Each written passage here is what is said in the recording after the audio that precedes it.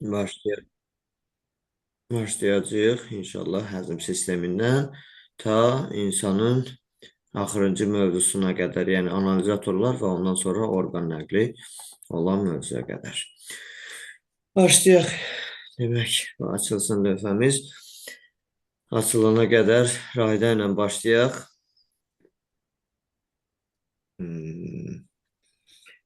Yəni, qarışıq sual cavab eləyək də.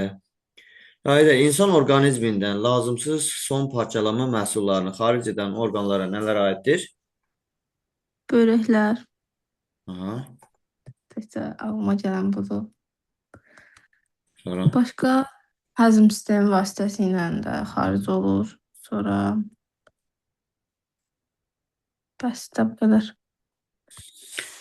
deməli, böyrəklər. Sonra bağırsaqlar. Sonra Sonra suyun artığı falan, məsələn, tərvəzləri ilə də xaric olur. tərvəzləri. Sonra Sonra ağciyərlər. ağciyərlər. Düz. Qaraciyərin də xətrinə dəyməyək. O da azotlu Qaraciyər. birləşmələri parçalayırdı. Tamam. Böyrəklər, bağırsaqlar, tərvəzləri, ağciyərlər, qaraciyər deyə bilərik. Davam eləyək. Tamara ilə davam eləyək. Böyrəklər əsasən nəyi xaric edir? Börəklər əsasən lazımsız zərərli maddələri sidiyi xaric edir, sidik cövhəri ilə birlikdə. Sidik cövhəri maddə olaraq. Başqa? Suyu. Su. Yenə var. Birləşmələr, zərərli birləşmələr. Mineral duzlar. Zərərli birləşmə ümumi sözdür. Yəni, bunların hamısı zərərli birləşmələri xaric edir. Amma hansı zərərli birləşmələri? Yəni, məsələn, böyrəklər, sidik cövhəri, suyu və mineral duzların artığını xaric edirlər. Tamam. Nana ilə davam edək. Bağırsaqlar nəyi xaric edir? Artıq suyu, Aha. sonra həzm artıqlarını, zərərli həzm artıqlarını, Qida qalıqlarını,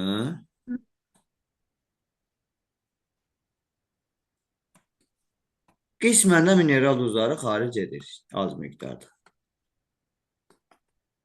bəli, Qismən mineral duz. Tamam. Davam eləyək Nuru ilə. Tərvəzlər nəyi xaric edir? Deməli, bədəndə artıq olan suyu, az miqdarda sidik cövhərini, Hı -hı. başqa duzları, mineral duzları. Tamam. Qaldı Pərvanə. Ağciyərlər nəyi xaric edir Pərvanə?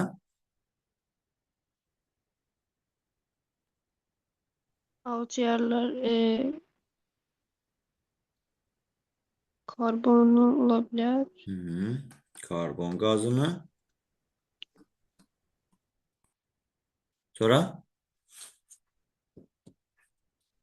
başqa yadıma gəlmədi mən. su buxarını. Bəli, Yəni biz deyirik ki, nəfəs vermə zamanı nəfəs verdiyimiz havanın tərkibində suyun miqdarı aldığımız havaya nisbətdə çox olur. Buna görə biz su buxarını da xaric etmiş oluruq. Rahidə, qaraciyər nəyi xaric edir? Eritrositlər bir də azotlu birləşmələri parçalayırdı, səhv eləmirəmsə. Azotlu birləşmələr və eritrositlərin parçalanma məhsulu. Nə vasitəsilə xaric edir bunları? Ödəxarları. Bəli.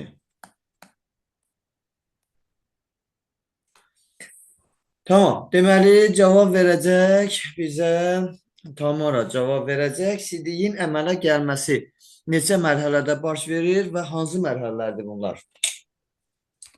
2 mərhələdə baş verir. İlk sidiyin əmələ gəlməsi, sonra da son sidik əmələ gəlir. Tamam. O proseslərin adını da desək, yəni ilk sidik hansı proses nəticəsində yaranır, son sidik hansı proses nəticəsində yaranır? İlk sidik süzülmədən, son sidik isə geriyə sorulma. Tamam, əla doğrudur. Davam edək. Pərvanə ilə davam edək. Süzülmə prosesi harda baş verir? Geriyə sorulma harda baş verir? Ee, Geriye sorulma e, böğren kanalcıklar yok. Bəli, nefron Böğren kanalcıqlarında kanalcıklarında və süzülmə orada olur. Süzülme ise yok, arteriyaydı haradaydı. Yok, bir dakika. kapsul, qədəhə bənzər kapsul Böğren içərisində kabuk baş katında falan buralardaydı. kapsulun, qədəhə bənzər kapsulun içərisində baş verir. Hı hı. Yaxşı. Deməli, soruşaq Nuhrudan. Adətən biz deyirik ki, orqanizmdə əksər orqanlara qanı gətirir arteriyalar, qanı xaric edir oradan venalar. Amma istisnalar var. Hansı istisnalar var? Yəni hansı orqanda arteriya, arteriya arıcılığı var, hansı orqanda vena, kapillyar vena arıcılığı var? Böyrəkdə Böyrəkdə hansıdır? ikinci. İkinci nə demişdim?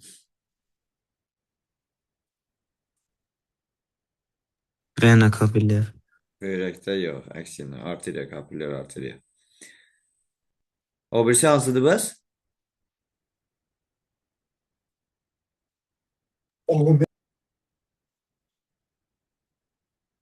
Hə, aç denən. Narahat olma, sən sözü verişlərik. Vena kapillər arteriya. Böyrəklərdə arteriya, kapillyar arteriya arıcılığıdır. Bunu bildik. Vena, kapillyar arteriya arıcılığı ümumiyyətlə yoxdur. Təzadmışam. Vena, kapillyar vena ola bilər. Hansı orqanda? Deməli, bunu qeyd edeyim də. Ağciyər. Arteriya, kapillyar arteriya arıcılığı. Bu oldu böyrəkdə. Vena, kapillyar vena arıcılığı. Harda? Ağciyər. Antonimi. Qaraciyər. Qaraciyər. Digər arıcılıqlar, yəni arteriya, kapillyar vena arıcılığı isə kapillyar vena arıcılığı əksər orqanlarda var.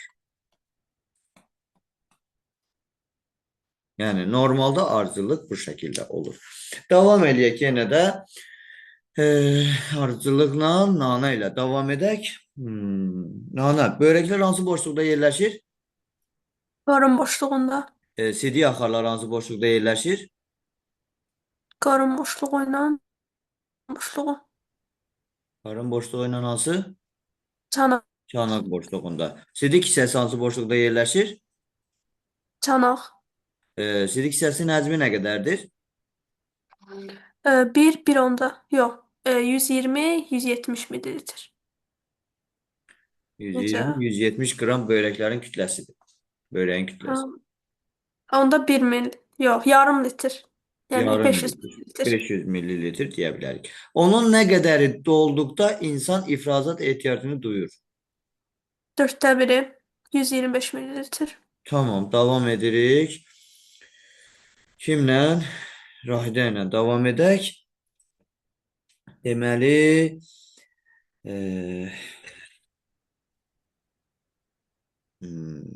nə deyək? Hə. Sutka ərzində böyrəklərdən təqribən nə qədər qan keçir?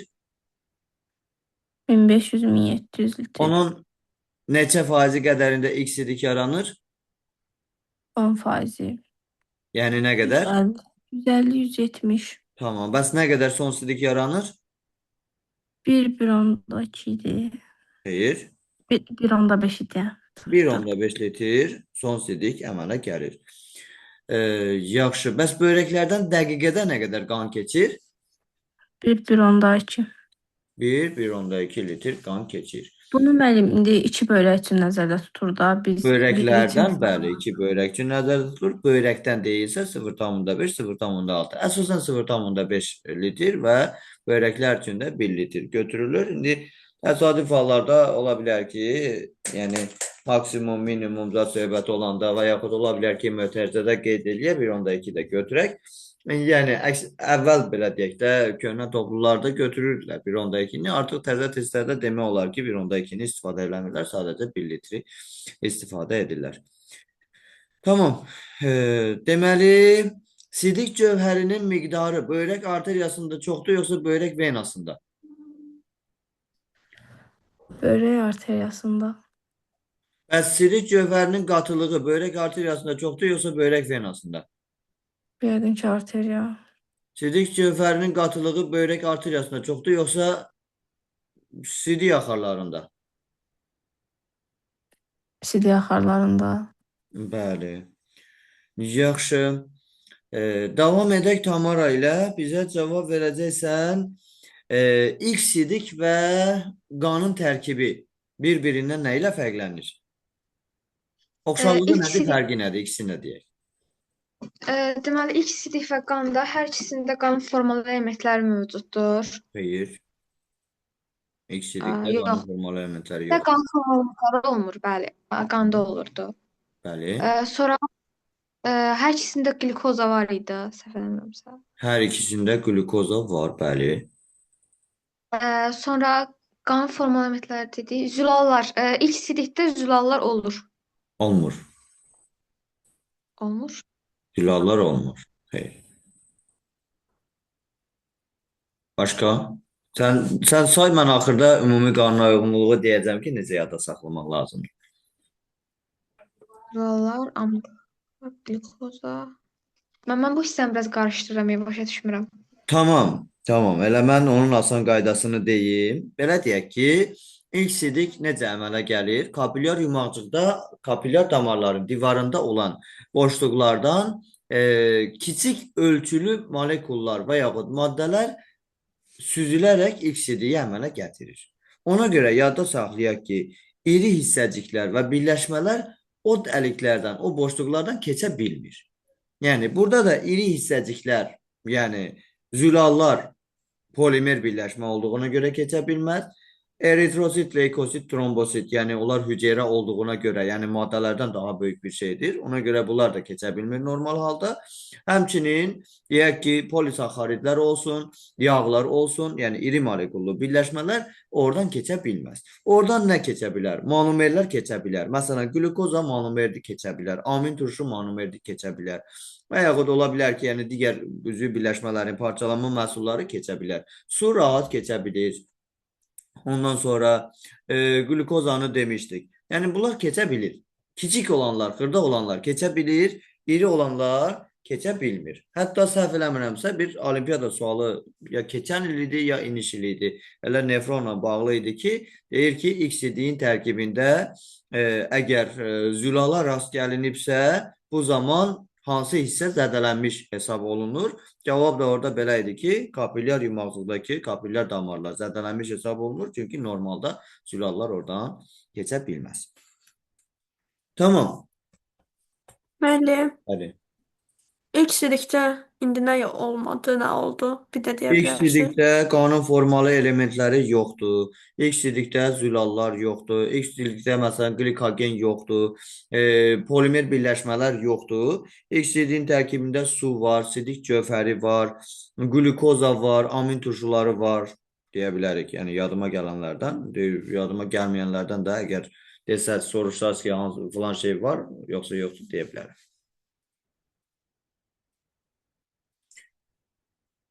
Tamam. Davam edirik. Elə nana ilə davam edək. Vitaminlərin sutkalıq normaları. A vitamini gündə 1 milliqram, yox, gündə yox, 1 milliqram. Ya gündə elə. Elə sutkada. 1 milliqram. B vitamini 2-3 milliqram idi. Aha. K vitamini çəkiyə görə 1 mikroqram.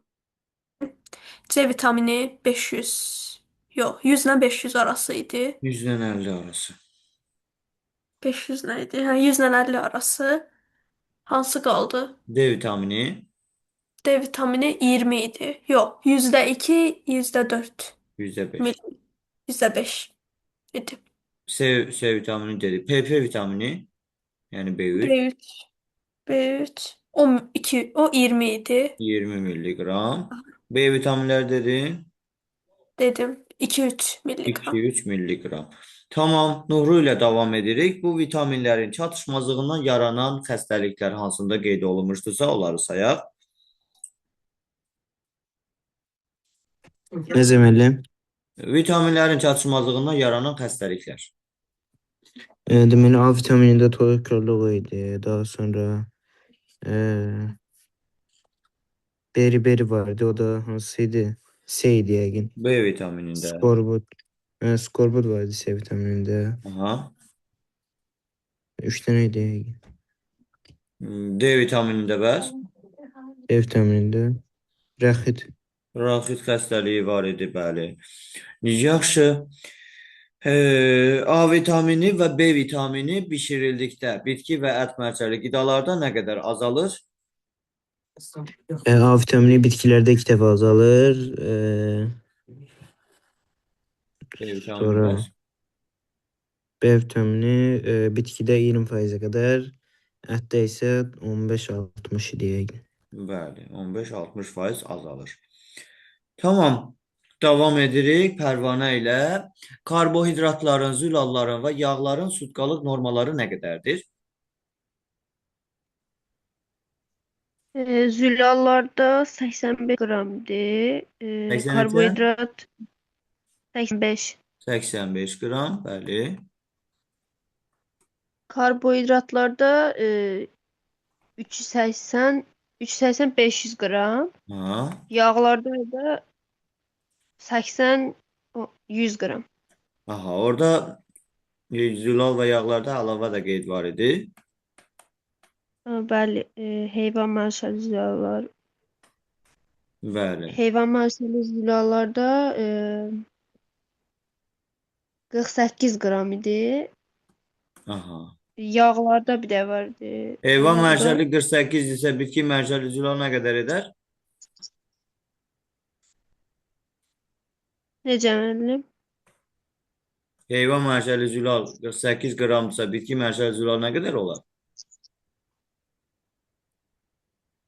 37 qram.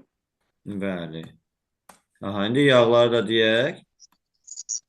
Bitki yağı nə qədər idi? Heyvani yağ nə qədər idi? Heyvan yağı 80-100, bitki yağı da 30 qram. Ümumi 80-100-dür də. Bitki yağı 30 qram. Heyvani yağ nə qədər eləyər? 70 qram. 70, 50, 70 də. 80-dan 30 çıxanda 50, 100-dən 30 çıxanda 70, 50, 70 qram. Tamam. Bir də sevimiz. Sfinkter 12 barmaq bağırsaqla mədə arasında yerləşir. Sfinkter mədə ilə 12 barmaq bağırsaq, bir də sidik hissəsi ilə sidik kanalı arasında Bəli. yerləşir və mədə ilə 12 barmaq bağırsaq arasında yerləşəndə qidanın hissə-hissə, yəni bağırsağa ötürülməsini təmin edir. Yəni müəyyən zaman mədədə qalsın, parçalanma baş versin, ondan sonra bağırsağa keçsin və sidik hissəsi ilə sidik kanalı olduqda da təbii ki, sidiyin xaric olunmasını tənzimləyir. Tamam. Davam edirik. Deməli, kimlə? Səndən soruşdum, Nana. Nana ilə davam edək. Nana, ağız, mədə, nazik bağırsaq,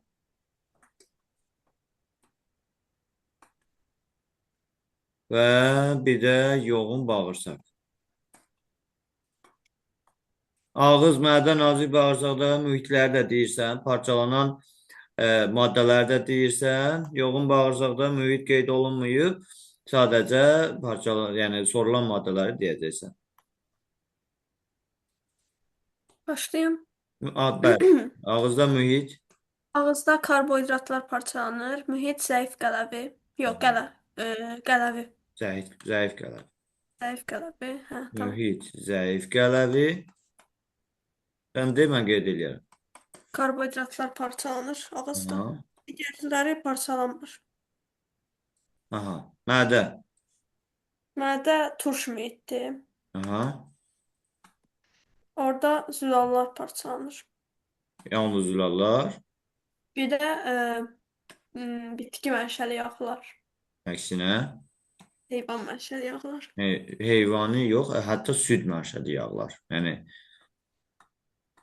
süd yağı. Məsələn, pi mənşəli yağ olsa parçalanmayacaq orada.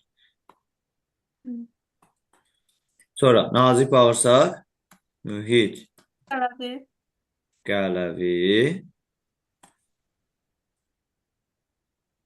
burada parçalanmadılar.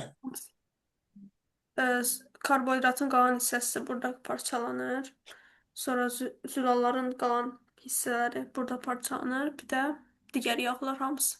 Bəli. Karbohidrat, zülal və yağ maddələrinin hər üçü nazik bağırsaqda parçalana bilər və qana sorulma da nazik bağırsaqda baş verir. Bu maddələrin, monomerlərinin qana sorulması.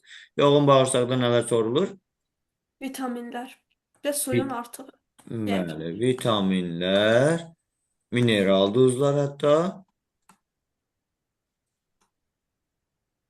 və su buradan sorulur.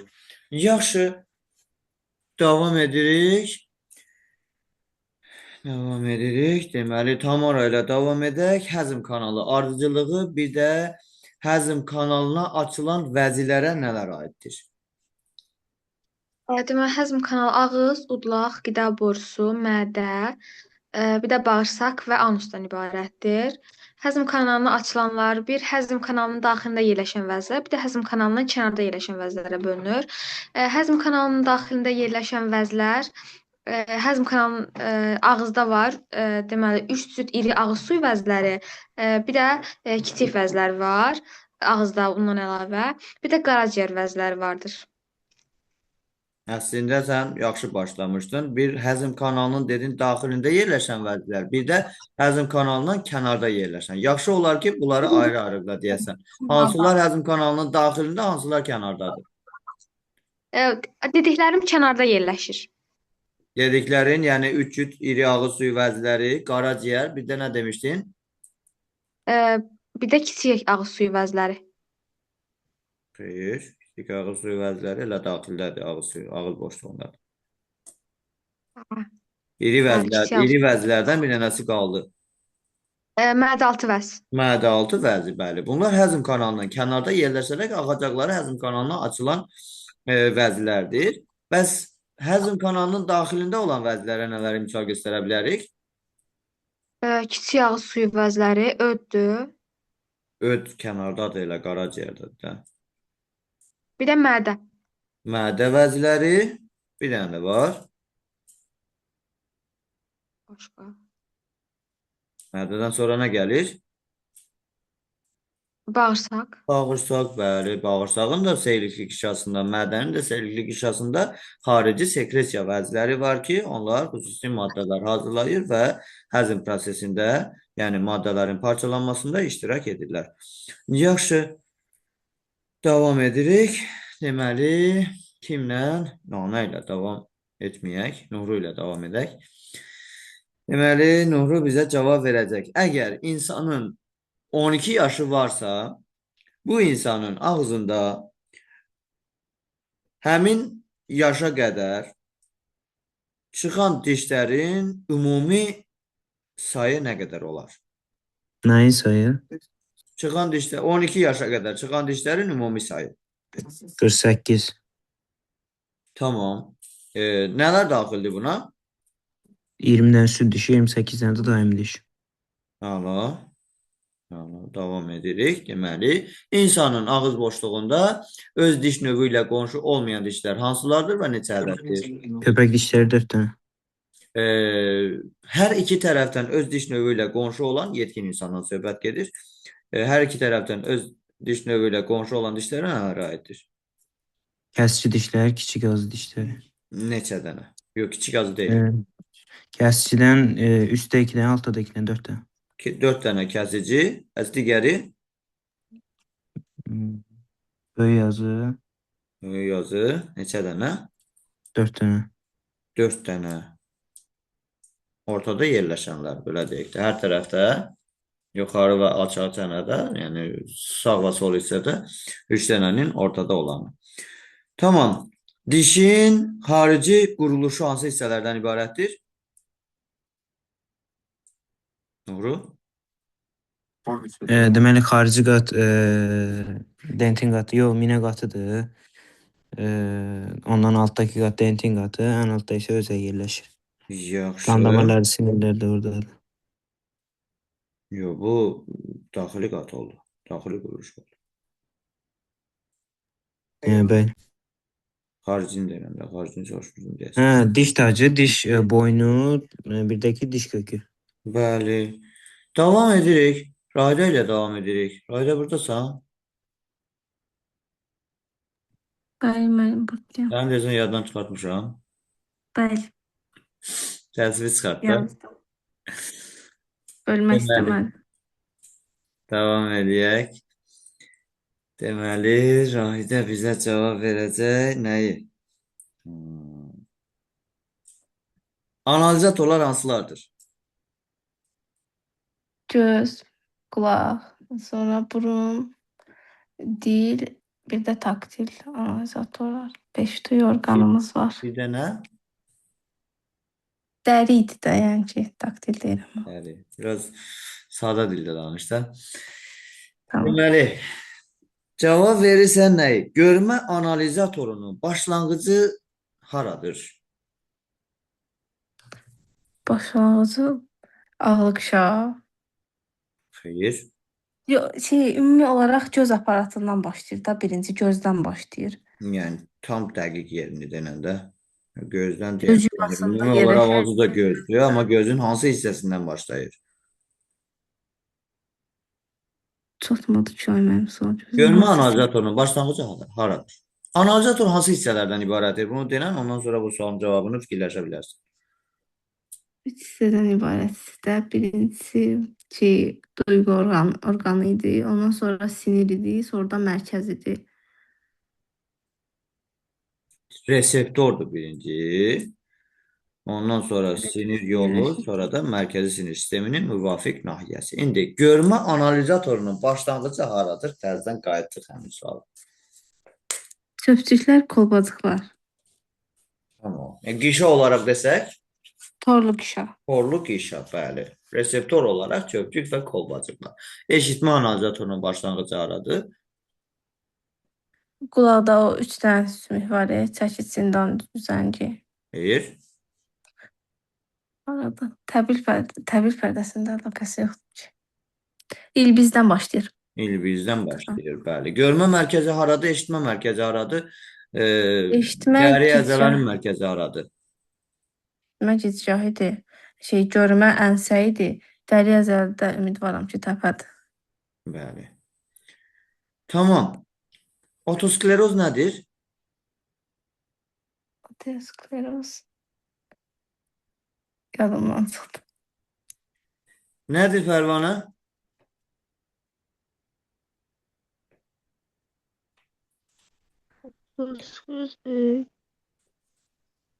Qulaqla bağlı bir şeydir. Bəli, Son. otoskleroz. Sonra var idi anosmiya, sistit.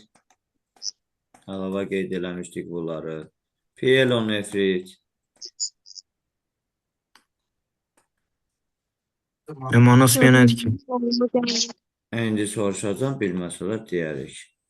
Otoskleroz Pərvanə, eşitmə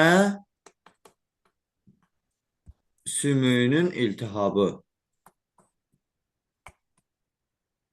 Suyu nasıl yazdım?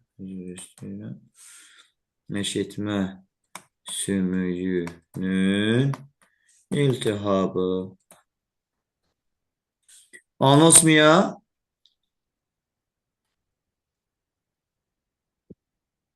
Pərvanə, suallar sənindir. Bəli, müəllim.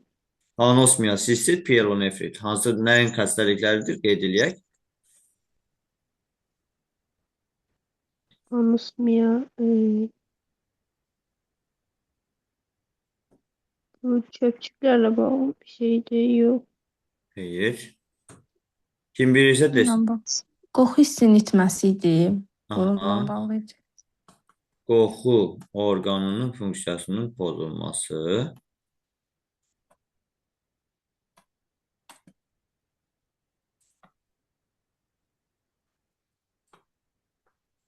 Sistit, yenə Pərvanə, sistit və pyelonefrit.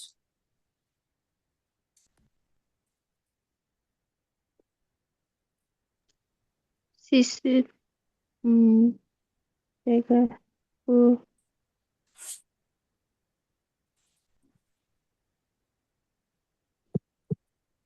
görmə ilə bağlı bir şey deyildi. Xeyr. Nana denən.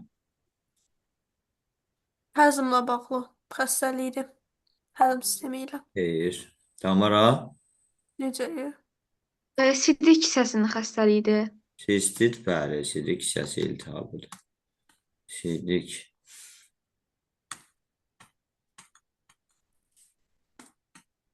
Sidik hissəsi iltihabı. Pyelonefrit bəs? Mənim bu haqda məlumatım yoxdur. Pyelonefrit haqqında. Böyrək. Böyrək Böyrəklər. iltihabıdır, bəli. Sistiti müalicə eləməyəndə pyelonefritə çevirir. Olar. Tamam.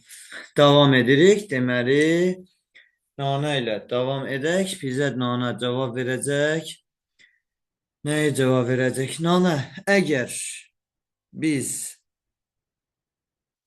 göz almasının uzunsov olması ilə bağlı xəstəliyimiz varsa, bu xəstəliyi olan insana dəstək olma məqsədi ilə nə cür eynək taxmalıdır? Uzunsov, uzaqdan Göz görmə almasının idi. uzunsov olması. Uzaqdan görmə Qabarıq zamanı eynək taxmalıdır, yoxsa çökük eynək taxmalıdır? Bir dənə bu sualıma cavab verin. Uzaqdan görmə idi də o. Uzunsov olanda. Onu gərək sən deyəsən də. Hə, dəqiqə düşünüm. Qabarıq olanda yaxını görürdü, uzağı görmür. Yox. Yaxını görürdü, uzağı görmürdü. Uzunsov olanda uzağı görür, yaxını görmür. Yəni uzaqdan görmə. Uzaqdan görmə zamanında qabarıq linza. Xeyr. Yəni Bircə nə? dəqiqə, tələsmə, düz demədin. Uzunsov olanda da büllurun qabarıq olması vəziyyətində də hər ikisində yaxından görmə xəstəliyidir. Hər ikisi. Yəni o normadan çox olmanı yadda saxla yaxından görmə kimi. Və indi sən yaxından görməni aradan qaldırmaq üçün hansı eynək taxmaq lazımdır, onu deməlisən. Qabarıq. Xeyr. Yox. Bir də sual deyin tasdan. Sıxışdırdım hemen. Sual, yəni qısacası belə deyə bilərik ki, yaxından görməsi olan insanlar hansı eynəkdən istifadə etməlidir? Səpici. Deməli, səpici, yəni nə? Qabarıq yoxsa çökük? Qabarıqdır. Qabarıq. Xeyr. Qabarıq linza toplayıcıdır. Yaxından görmə, uzaqdan görmə. Onu da qeyd edirəm, özünüz üçün qeyd eləyərsiniz o saatdan. Əslində demişik, amma unutmuşsunuz yəqin. Deməli, anadan gəlmə səbəbi demişdik ki, göz almasının uzunsov olması. Göz alması uzunsov və sonradan qazanılma səbəbi büllurun qabarıqlığının artması. Büllur qabarıqlığı artır və aradan qaldırma. Aradan qaldırmaq deyəndə, yəni normal görə bilmək üçün istifadə olunur səpici linza. Səpici və ya çökük. Və uzaqdan görmək isə bunun əksidir. Uzunsov göz alması, qısa olması, bir də bülbülün qabarıqlığı azalması, qısa yazıram. Azalması və aradan qaldırmaq üçün istifadə olunur. Toplayıcı və ya